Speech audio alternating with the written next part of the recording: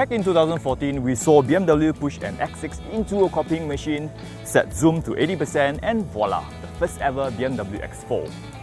This year is the all-new successor.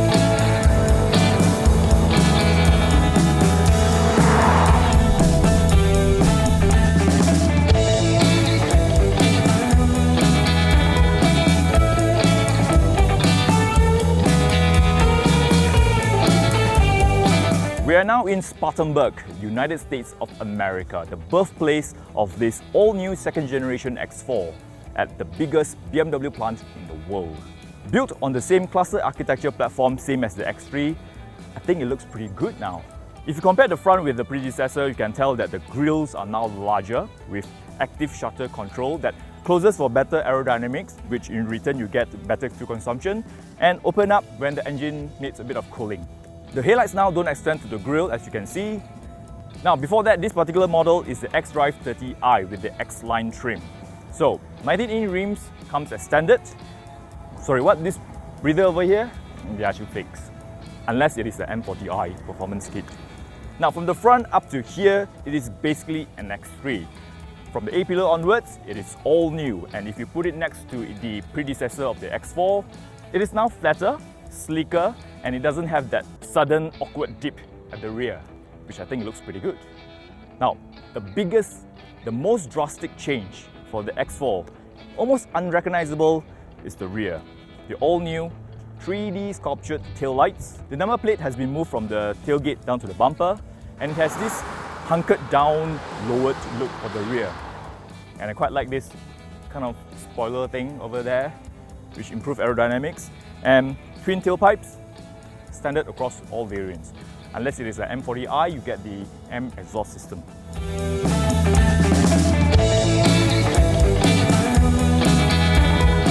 The interior, well, it is basically an X3, which is not a bad thing because it feels expensive in here with the generous use of premium material.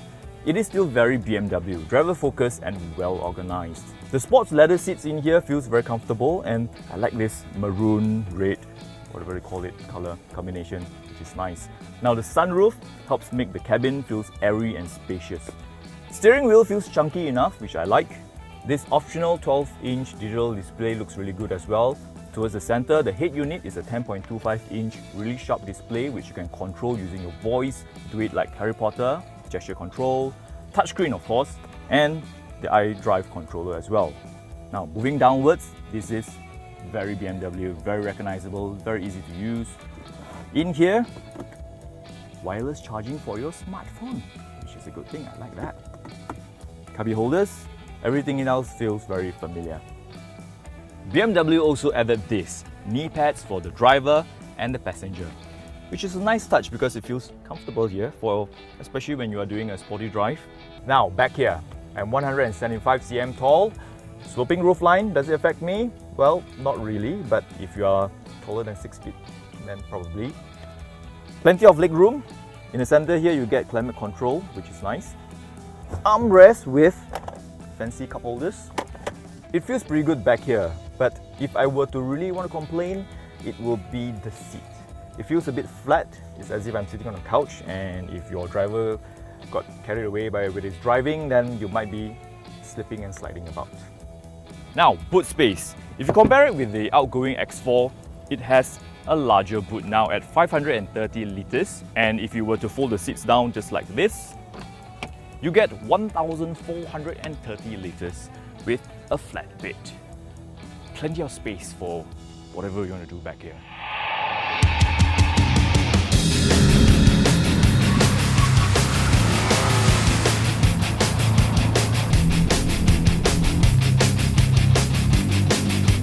When the first X4 was introduced, it was actually to fill in that tight gap in between the X3 and the bigger brother X5, following the footsteps of the BMW's first SAC, the X6.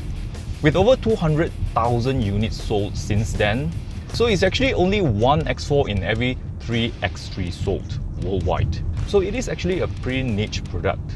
So what have we got here today?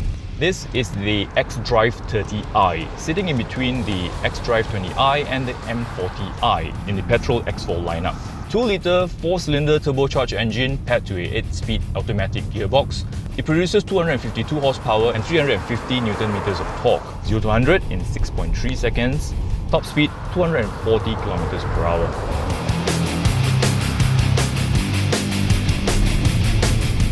So now, how does it drive? Well, you probably think that it is just an X3 with a different body shape. Well, before you assume that, this all-new X4 comes with M Sport suspension and variable sport steering at standard throughout all the variants. So with how it's shaped, the lower center of gravity, the more rigid body structure now, and 50 kilograms lighter than before, is actually pretty, what's the word? Not nimble, agile, because you do still feel the weight and the size of this thing. So together with the all-wheel drive system, the xDrive, it gives you a lot more confidence to push the car a bit more. Because even though you feel that weight and size of this thing, it doesn't have that familiar SUV body roll, because that's how SAV rolls. I mean, that's how SAC rolls. And of course, with the xDrive system, you can get in and out of rough terrains with ease and comfortably as well. But then again, I doubt people with such a car will go off-roading, especially in Malaysia. Well then, of course, some might say, if not, you can. Yeah, of course you can. It's good to know you can. With such an expensive car going off-roading. Yeah. Now here's a quick contradicting big but. The ride is slightly on the harsh side. Okay, thanks, bye. So now to summarize, think of this X4 as the sleeker and sportier version of the X3. For someone who's looking for something different, something unique, stylish, and yet is able to provide that sporty and agile driving experience, this is probably the car to go to. For such a niche product, and on its already second generation now, it shouldn't be niche anymore. Especially with its stylish looks, its driving capabilities, and if at the correct price point, BMW Malaysia, yeah, it shouldn't be a niche product anymore.